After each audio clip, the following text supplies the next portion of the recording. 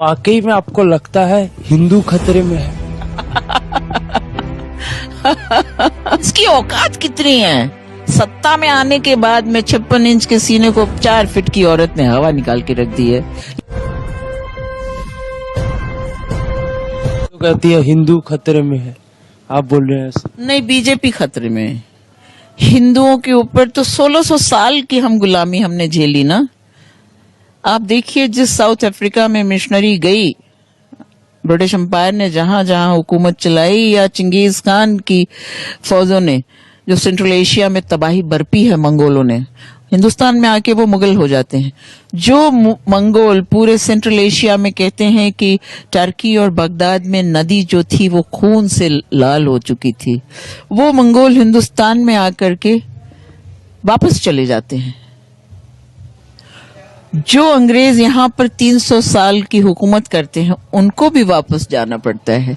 जो हूण कुषाण थे वो हम में मिल के रच बस गए, और जो भी मुगल शासक आए वो फिर भारत भूमि को छोड़ के वापस नहीं गए, इसी में रहीम बने, इसी में रसखान बने। इसमें कितने लोग उतर के आए।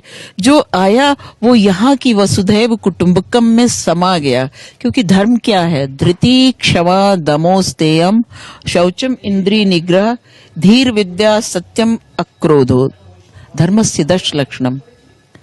जिसमें धैर्य है वो धर्म है। हिंदू कहाँ लिखा है? हम सनातनी हैं। सनातनी माने universal truth.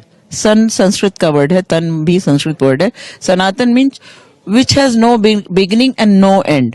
There is no word called as a Hindu. Hindu word जो है 300 साल पहले फारसियों ने हमें दिया।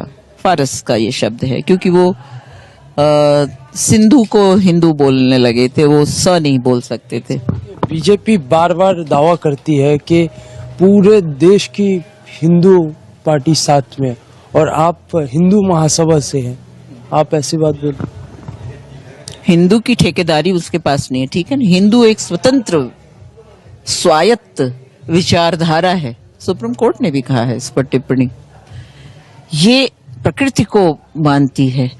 सूरज, वायु, आकाश, पृथ्वी, इसमें किसकी औकात है? बहुत से राजा महाराजा आए, इसी में जमींदोज हो गए, उनका नाम लेने वाला बचा नहीं। नाम किसका लिया गया? राम का, कृष्ण का, गौतम बुद्ध का, मोहम्मद पैगंबर का, लॉर्ड जीसस का, जिन्होंने मानवता की सेवा की। 10 गुरुओं का, नानक बादशाह से लेकर के गुरु तेग बहादुर, गुरु गोविंद सिंह, जैन महावीर संतों का, जिन्होंने मानवता की सेवा की।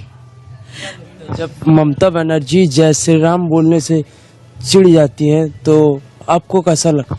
नहीं, वो चिढ़ती नहीं है। ये गलत एक नैरेटिव किया गया है। इसको पहले तो इस निर्लज्ज को लज्जा नहीं आती।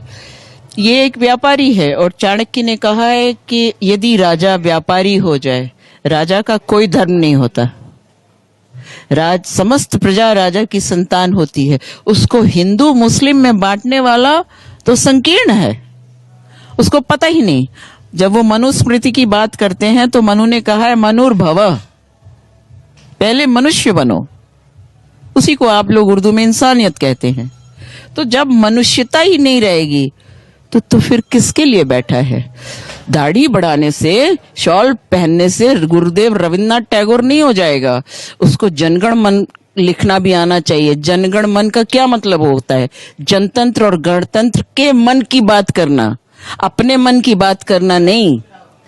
राजा का धर्म सिर्फ प्रजा की सेवा करना है। राम का नाम लेने से पहले उसको ये सीखना पड़ेगा कि सीता के अपहरण के लिए रावण के पूरे कुल का वंश का नाश कर दिया था उसने, और यहाँ पर आकर के वो ममता बेगम, ममता बानो जैसे शब्दों का उपयोग करता है।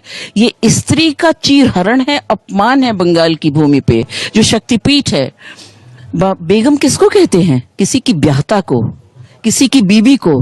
वो 72 साल की वृद्ध औरत, स्वावलंबी, खुददार, उसको इसने बेगम कहने की जरूरत कैसे की? और सुप्रीम कोर्ट ने अभी तक सुओ मोटो कॉग्निजेंस कैसे नहीं लिया? और कैसे जनता ने इसको बर्दाश्त किया? स्त्रियां इसका दंड इसको देंगी। मैं बंगाल की जनता से ये अपील करती हूं और पूरे हिंदुस्तान की, भारत की जनता से, सारे सनातन धर्मियों से अपील करूंगी, सारी मानवता से, कि इनको वोट के माध्यम से इनको नेस्तनाबूद कर दो। वाकई में आपको लगता है हिंदू खतरे में है? इसकी औकात कितनी है? सत्ता में आने के बाद में 56 इंच के सीने को 4 फीट की औरत ने हवा निकाल के रख दी है। यही बंगाल में डेरा डाल के बैठा है। और नंदीग्राम का कल वोट था, ये स्पष्ट था। 26 को बांग्लादेश गया मतुआ कम्युनिटी को एड्रेस करने के लिए। मैं आपके माध्यम से मतुआ कम्युनिटी को करबद्ध निवेदन करूंगी कि आपके ठाकुर बाड़ी को, आपके गुरु का अपमान किया है इसने।